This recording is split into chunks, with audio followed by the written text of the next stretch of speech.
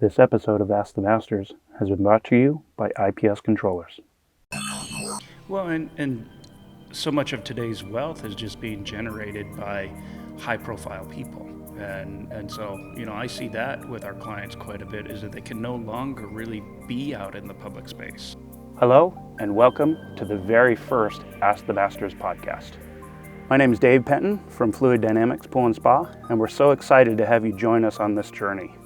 On our first podcast here, we'll be discussing a number of things with Paolo Benedetti of Aquatic Technology Pool and Spa. Paolo is one of the top designers and contractors within the pool and water shaping industry. He's a wealth of information and one of my long-term mentors. We're going to be talking about our newly launched Facebook page called Ask the Masters, as well as current trends within the high-end residential construction. Anything really interesting that you're working on right now that you can talk about? I know we do a lot of NDA, non-disclosure stuff, but there's got to be a couple of things out there that you're... Yeah, we're doing a tricky one where we got like a 2,000 square foot, 3-inch deep reflecting pond on the roof of a house. And then the bedroom is all, so the water surrounds the bedroom.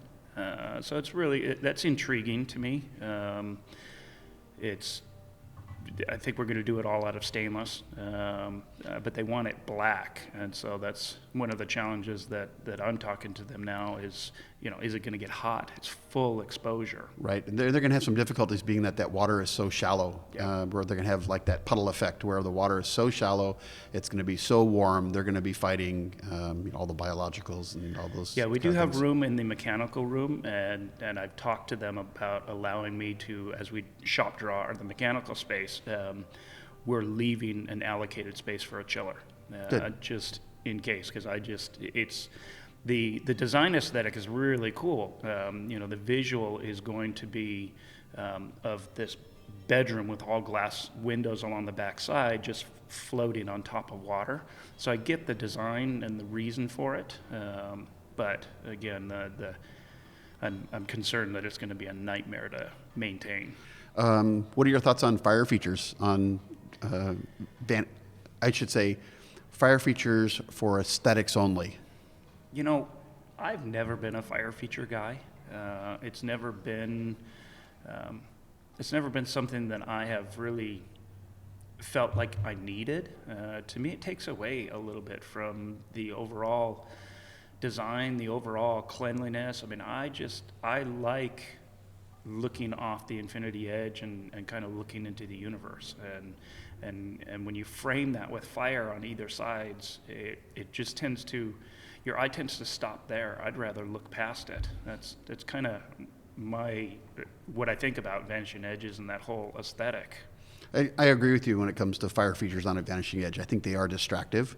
I'd much rather see a fire feature or fire element as a place where people can gather, sit around, have a brandy and a cigar, and where the kids can do their s'mores and hot dogs, and it can become more of a place where people gather, even a place where people venture to. Maybe if it's a hidden place off on the side where people can go get away from the hustle and bustle of a big party.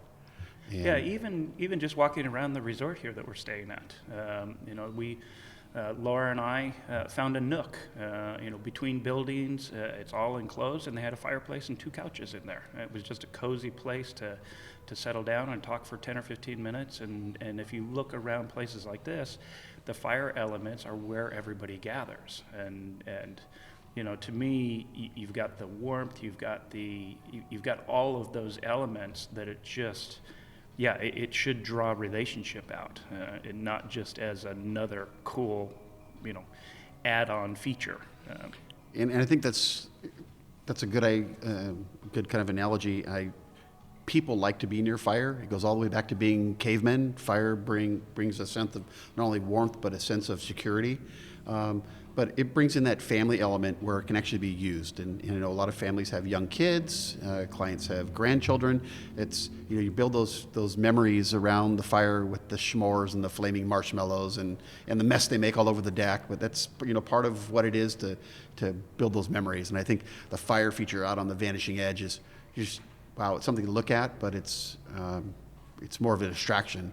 And then during the daytime when it's off, it's even more of a distraction because the fire's not on and it's just nothing more than just bowls or pots sitting out there. Sure, and it becomes distracting because you can't, maybe if there was a way to integrate it in a very low profile way, but it becomes, this distracting element that just draws your eye to it. Like I said, I think it stops your eye from seeing off into the infinity, which is the beauty of the whole design aesthetic.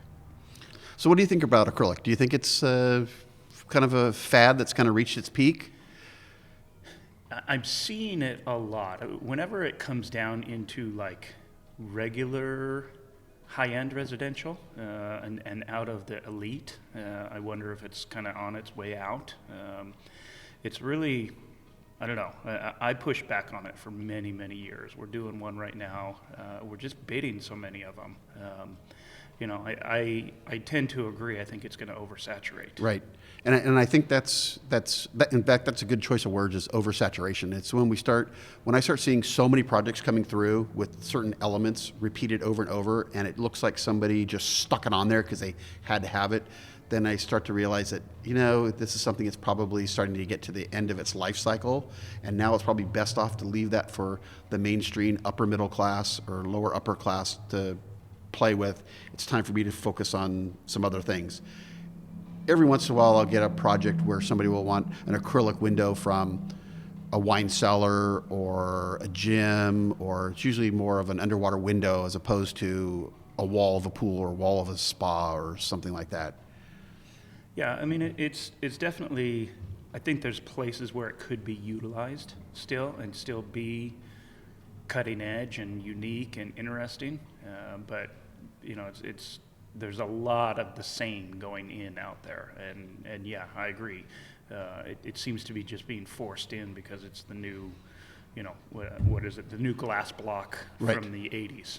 Yep, exactly.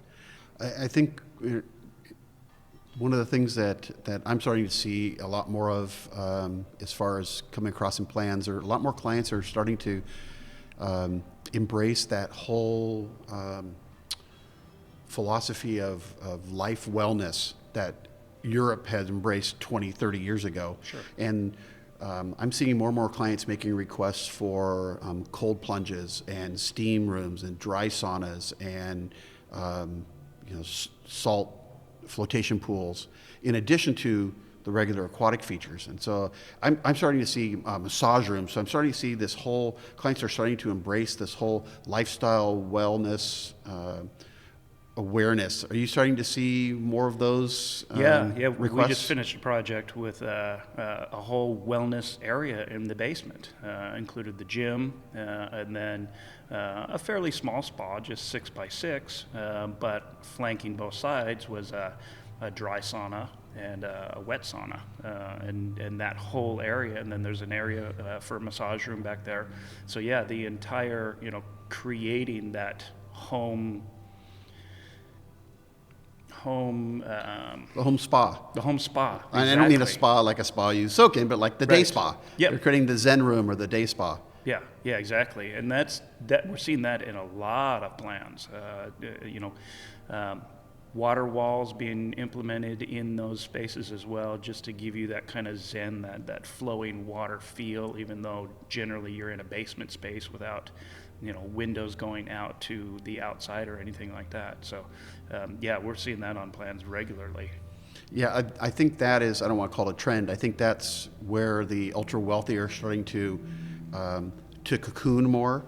Instead of being seen going in and out of the spa for their spa treatments, they're starting to have those professionals come to their home.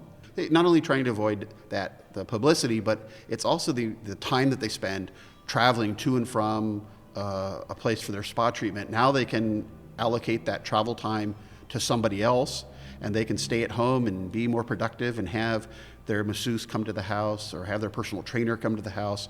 And so I see more people are starting to, people of wealth are starting to embrace this, bring the services to me instead of me going to the services.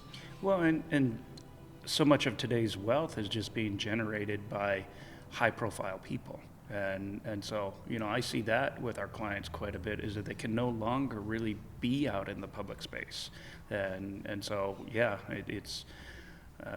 it's not something I wish on anybody, that lifestyle, because you really become very isolated. You've kind of pulled yourself out of, the mainstream of life. You can't really just go down to the local resort and check into the spa for the day. It has to be all private and everything. So to keep that in their house just makes it that much more comfortable and easy for them to access. One of the things that I'm really intrigued about that I want you to kind of explain a little bit more is this whole nano bubble stuff that you've been telling me about, the oxygen-rich water, and the way I understand it basically is it's kind of the next level of ozone.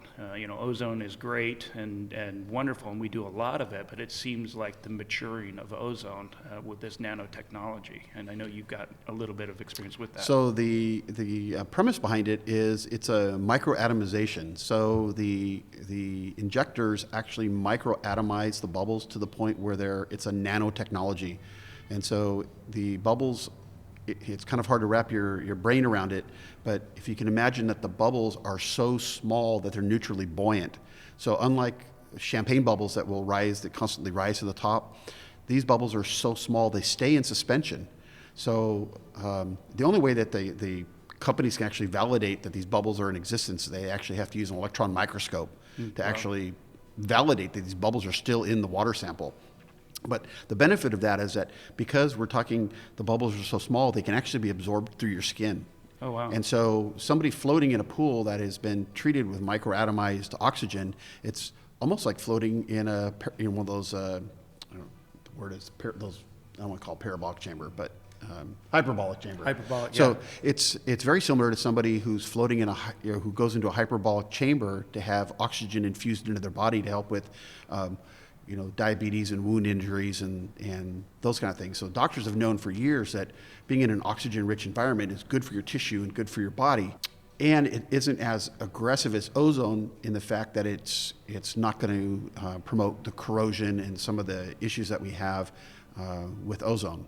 Yeah, is it basically elemental oxygen? That's exactly what it is. O2. It's not O3 or O1. And so it's a lot more stable. It's O2, so it's a lot more stable, but it's microatomized, so it's in the water. Now, if we combine that with an oversized UV system, and that oxygen is now passing through the system and passing through the UV, we're creating AOP on an industrial level at a microatomized level, and we know those bubbles are in suspension. So we're not having to inject it immediately in front of a UV lamp. We're injecting it downstream. We're filling the water with it, and as that water passes by the UV lamp, we're getting AOP occurring in that lamp and downstream as it returns back to the pool. So for a lot of people that don't understand, can you explain a little bit why AOP? I mean, that's a real buzzword that's come around in the last 18 months, can you kind of explain and give your thoughts on some of the systems that are out there? Yeah, it's really nothing new. What it is it's the combination of ozone, or in this case with the microatomization of atomized oxygen, with UV, and they work together synergistically with each other, and the UV light actually like turbocharges the oxygen. So it allows the breakdown of not only pathogens, but it's also we're off-gassing and breaking down the things that crypto. The crypto, dealing with the petroleum products that get tracked into the pool, whether it's be deodorants or fabric softeners or gel in people's hair or makeup or whatever, perfumes, whatever we're tracking into the pool that we need to break down and off-gas. So they work synergistically with each other, and we can get to the point now where we have to keep some type of sanitizer in the water, but we can reduce those down to fractions of a part per million, and just have a ppm feeder when we see that ORP starting to drop, maybe due to bather load or some other environmental conditions that change, then ramp up our residual sanitizer. when the AOP can't be the sole source of sanitization. Yeah. One of the things I love about ozone that I don't think a whole lot of people know about is it's a microflocculant too. And so it actually gathers all the contaminants and allows your filter to work better. That's why ozone is just such a beautiful option in pools, and it makes the water just absolutely sparkle. Yeah, people that don't understand it, at the microscopic levels, it actually changes the electronic relationship of molecules. And so those particles of dirt change their attraction and they actually bond to each other. So it makes them larger so that the filters can filter them out. So if you've got water where you have turbidity issues and you need to get that water clear, ozone is perfect for that. Now, again, we want to talk about different systems on the market. The problem is that everybody wants to do a kit. They want a simple box they can hang on the wall that solves all their problems. They plug it in, plumb it up, plug it in, and be done. Unfortunately, to get the amount of residual oxygen in the water and to have the amount of UV required to create OOP requires large commercial grade equipment. So this isn't something that we're going to be able to buy in a box and hang on a wall for a typical residential pool. It's probably going to be something that's going to remain for the high-end markets until the price comes down. The introduction of CO2, we're starting to use a lot more CO2 for our pH buffering because it's a lot less aggressive. The carbonic acid is a lot less aggressive. In addition, a lot of our high-end clients already have a carbonic service coming to the house, dealing with their bar service, already delivering tanks of CO2 to the house. So to add a couple of tanks a month to the pool delivery is, it's already being taken care of. So that's one less caustic thing that's coming to the house. We don't have to store a vat of acid anymore. We don't have to worry about the off-gassing. The biggest thing now is just worrying about the CO2 valve freezing. Other than that, it's and the storage of it at the equipment pad is pretty simple. Other than putting it against the wall and chaining it up. Yeah, and the big box manufacturers too have got systems out there that are not too difficult anymore. I mean, it's that CO2 seems to be coming of age very, very quickly. I know Hayward's got a pretty nice system that just basically connects right up to whatever your ORP and pH sensor or your feeder is, and it's a pretty straightforward install. It's not like you're trying to cobble together 3 or 4 or 5 different items. It is a pretty set up system now. The other benefit of it to the service technicians is that it keeps the alkalinity down too. So carbonic acid tends to drive the alkalinity down. So if you're in an area where they're constantly seeing the TA climb up, it's a great way to keep the TA down without consuming a lot of additional chemicals. So.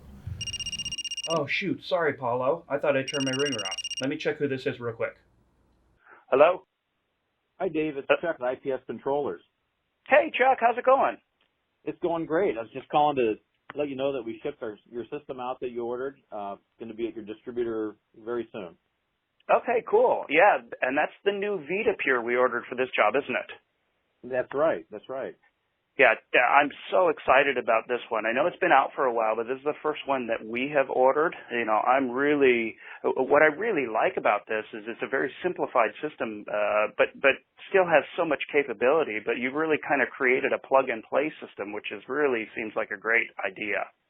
Yeah, Dave, we took our systems that we had developed for the commercial market, took all the best things of those, and we wanted to come up with a more compact package for the residential marketplace. And so what we did is we took our proven electronics, combined those with some fantastic Stenner 22-gallon-a-day pump heads. And, oh, wow, that's a great pump. Yeah, it's a really good pump. And mounted all that on an ABS board with a flow cell. Comes with all of the sensors and tubing and injection fittings that are needed for the installation. So it is just it's a one box and you get everything you need. Okay. And the other thing, I'm really excited, for years we've been hardwiring these systems to connect them to the internet, but you've got a Wi-Fi connection on this. Tell me a little bit about that. Yeah, we've been testing the Wi-Fi and actually using it in some of our commercial products for a couple of years. And the Wi-Fi is fantastic. It connects right up to the residents' Wi-Fi that they have in their home, and that provides remote monitoring for the homeowner, for a service company, the builder, whoever wants to access that information can be given the ability to do that. So they can get reports, they can get notifications if there's a problem, if there's an alert of some kind. So it's all of the same options and all of the same remote monitoring capability that our commercial products have. They can do that through our app for iPhone or Android. They can also do that on our website.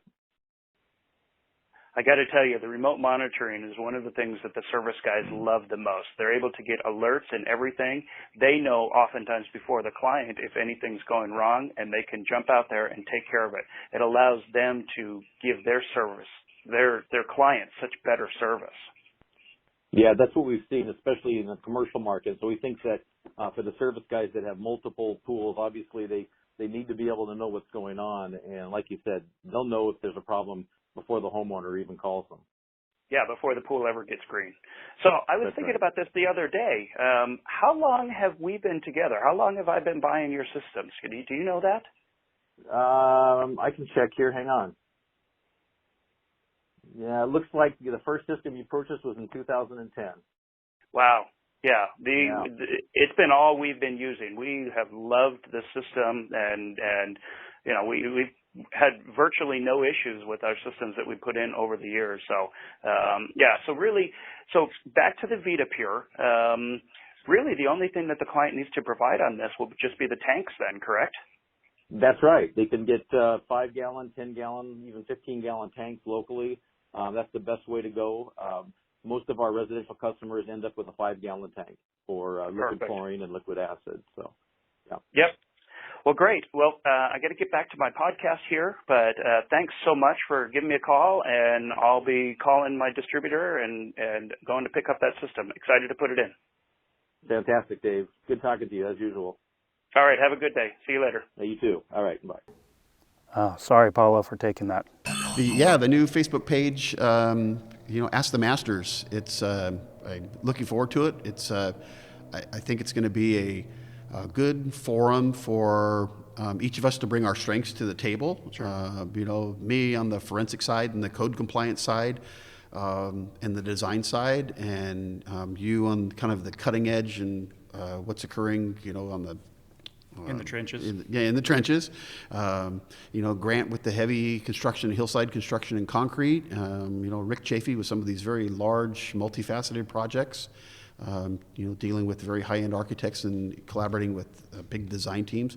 I think it's going to be a good forum to bring ideas out. Now, so what are your kind of expectations and things that you see us doing in the forum, things that we're going to do and things we're going to kind of try and shy away from? Sure. I think the biggest thing, and we've actually already seen it, is the service-related questions, and so we're really going to keep that to a minimum, and we're going to.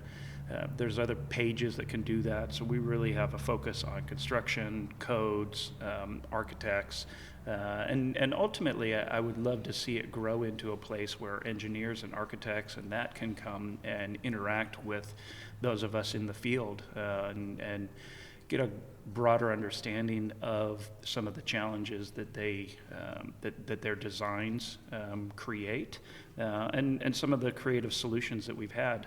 We've had the Genesis Forum for over a decade now, and it has been an integral part of my maturation and where I have gone to learn. But the landscape has changed, and that model, people just don't go there anymore. They need to be force-fed it. And so the fact that most everybody's on Facebook, we're already there, and if we can get the engagement and get it, the algorithm to get it into everybody's feeds, I think it'll be a place where we get really good interaction, and I'm really looking forward to being able to kind of give those that are there access to some of, you, me, Rick, some of the other guys who really have some solutions to some of these issues and can be, pointing them in directions and just continuing to raise the bar for for everything. I was having a conversation today with somebody who has done a number of all-tile pools and didn't realize things like what's in the TCNA about curing times and all of that. And so I just see this as a great place, an extension of the classroom where we can really be continuing to educate the entire industry. Yeah, one of the things that you're right. I would like to see the service questions be directed to some of those Facebook pages like Pool Pros and Pool Chasers and Pool Industry Professionals, some of those other Facebook pages that are out there. And I'd like to try and keep it strictly construction-related issues.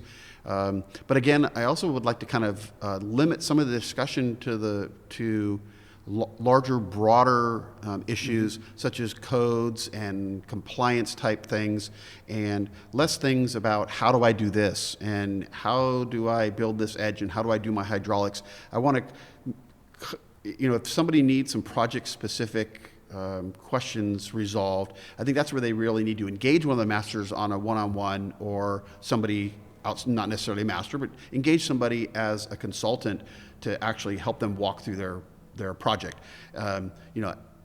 Kind of brings me back to that commercial on TV. Here comes my girlfriend, the French model. I met her on the internet. It's you get 1,000 answers on the internet, sure. And probably 999 of them are wrong, and so it's maybe somebody had something that worked in a particular instance, but as you know, these very high-end projects.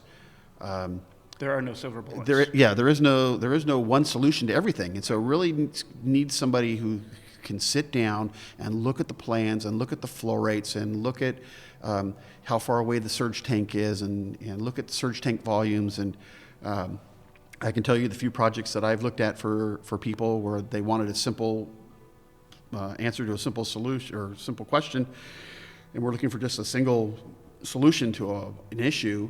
When I sat down with the plans and started looking across the whole set of plans, realized that there were a lot of other issues sure. that they were going to have. And, that couple $1,000s spent often saves them tens of thousands of dollars in corrective measures later. And as it comes down litigation to and lost customer faith. And face it, what we really have in all this is our reputation. Sure. And if you can't take your reputation onto the next job from the previous clients, and it takes one job to go south to destroy your reputation. And so sometimes I look at that, I still hire consultants myself. Right. If there's things that I don't know how to do, I hire somebody. And yeah, I might make a little bit less profit on that particular job, but now I have that knowledge to carry forward onto the next job. So it's one of those things where I think that so many people in the pool industry think that they need to do it themselves and not ask for help. And I think we need to kind of break out of that mold. We need to be able to ask for teams. We need to be able to develop a team that we can collaborate with. And, I do a lot of consulting I personally do consulting for other pool builders where I deliver plans to them with no title block. Sure. I don't care if my name's on the plans or not. I don't care. I'm sending them construction documents and details to help them pull off their project successfully.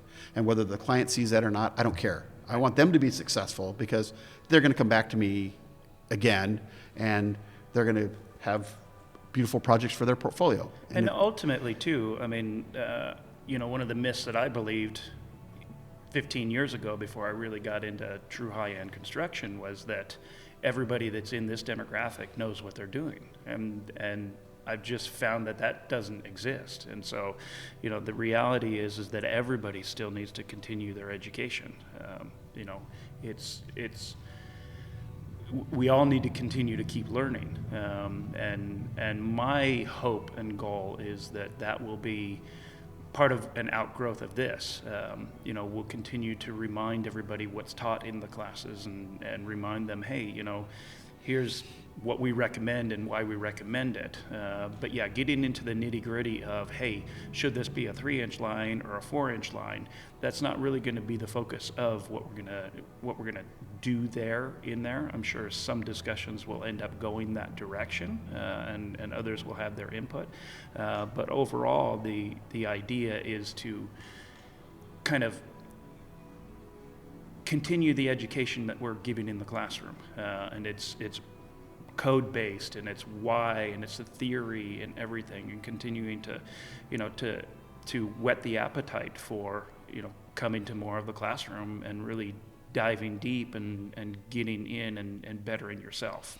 Well, and I know even in our own discussions amongst ourselves in the masters, we were having a discussion last week about plumbing in a wall, and we were having that discussion, and I had reached out to one of my engineers. I had actually forwarded him some of the texts that we were having, his conversations, and he came back to me with some things that, I learned something new, such as the distance that pipes need to be away from each other, 3 times their diameter on center away from each other, which he threw out the fact that even some of the stacked spa jet assemblies don't meet code because they're not spaced the proper Correct. distances apart. So there's things that we're constantly learning how a concrete code applies to how we plumb something, and how the electrical code applies to how we install equipment. So I think there's a lot of things that we don't teach in the Genesis classes because we just don't have enough time. Sure. But it's making each other aware of these various codes and standards that apply to our industry that are maybe outside. Maybe we can't dedicate a whole day or even a whole class to teaching these, but making people aware that there are these other codes, other parts of the electric code that apply to pools that aren't necessarily wrapped up in section 680 with a little beautiful bow on it. There's other sections that apply to things that we do. Well, I think a great example is even you and I and Rick were having a conversation, I think it was yesterday, on the Ask the Master page, and talking about how ADA standards dictate how big of an opening you're going to have on a slot overflow, and I think that's part of the problem that we at Genesis and as SWD Masters is trying to make the pool building public aware that you can't just look to the pool codes. Right. There's so many other things that come into play, and you have to look at the American Concrete Institute, you have to look at ADA, you have to look, and they don't fit into nice, neat little boxes. So your gap instance, that actually comes from doing slot drains like in decks. ADA says no gaps wider than a 1/2 inch. So I took that saying, okay, if they're limiting a 1/2 inch gap on a dry deck in a commercial application, shouldn't we use that same maximum width in a pool application? Because there's a safety reason that some expert chose that. Let's take that into the residential marketplace. Yeah, one of the things that I am constantly reminding myself and my team and the architects that I work with is that pool environments are inherently they're fun places, and they're places where people come to relax, and people are known to have a glass or two of wine, and to expect to create a dangerous situation, I think, is almost exacerbated in a pool environment, because you have to make the assumption that at some point you're going to have some people that have had a glass or two of wine, or maybe more than that, and you want to go almost even overboard. I mean, that's something that I've really... Well, a real simple example of that that I see is that builders and designers and architects frequently want to put a spa out on a vanishing edge, and they want to put benches on that outside edge. Now, we've all seen people stand up on benches, and there's that, or even put swim outs out near a vanishing edge because people want to go sit out there. But if you've got a fall on the other side that's excessive, there really, by code, needs to be some type of railing up there. Now, Sure. Building departments and planning departments aren't always looking at that. They're not looking at that as something somebody's going to stand on. But you and I both know kids are going to stand up on that bench. Yeah, even if the adult that's had a beer is not going to stand on there, every 7-year-old in the world, every 7-year-old boy is going to stand on there and climb up onto the top and look down over the side. Yeah. And so that's something that it's not in any of the pool codes, but I think we could logically make that extrapolation from the building codes that there's a fall there, it's more than 3.5 feet. We need to create either something to catch somebody if they fall, or we need to redesign it so we're not creating that hazard. And I see a lot of award-winning pools where builders have created hazards by putting a swim out or a bench along a vanishing edge with a 8-foot drop off or a 10-foot drop off, or putting a spa out on a vanishing edge with wraparound benches inside.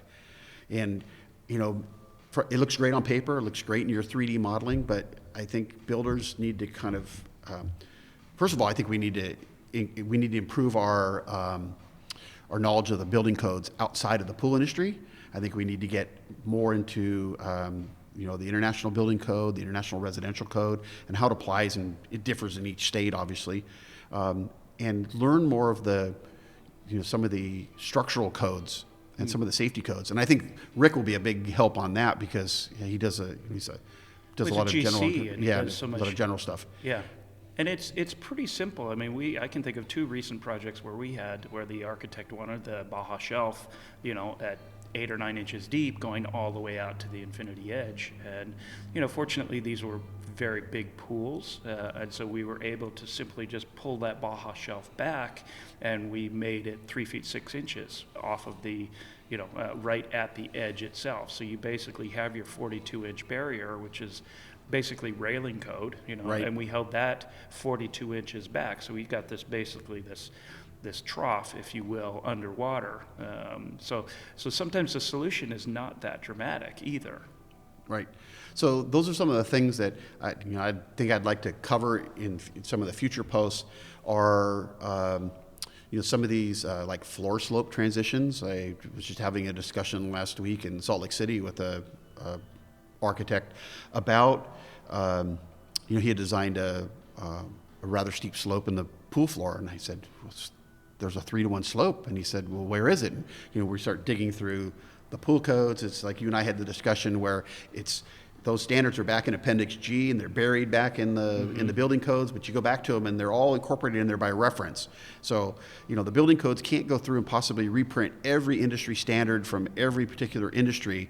So what they do is they say, we refer you to this industry's code, whether it's a gas code or fire feature code or kitchen appliances or whatever it is. And then it's upon us to go grab that code and bring ourselves up to speed on it.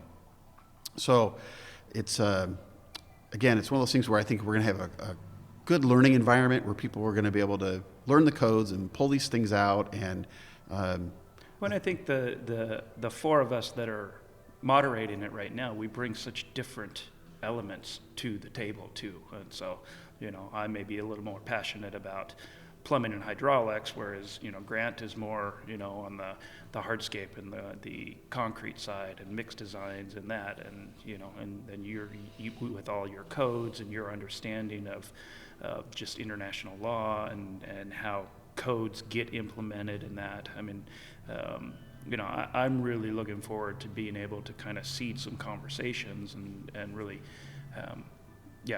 I'm really, really excited about it. It's I think it's the new age of the forum. It's now an online place. Right. And the Genesis Forum, I think, is still something that we should still encourage people to join, because it's a place where we can archive folders, we can post drawings to it, we can post images to it. They get archived in the topics, and it's searchable. That's the big thing. I'm not sure how you can search on Facebook, but it's a lot more cumbersome. Whereas you go into a forum, I think we'll still keep that, and we'll still go back and reference it regularly, because it's a very easy place where we can say, hey, there was a great discussion on this, and reference back there, and everybody can go back and search it and find it really easily. Be sure to check the Ask the Masters Facebook page each week on Tuesdays for our new episodes. Thanks for listening to this Ask the Masters podcast, and we look forward to seeing you next time. This episode of Ask the Masters has been brought to you by IPS Controllers.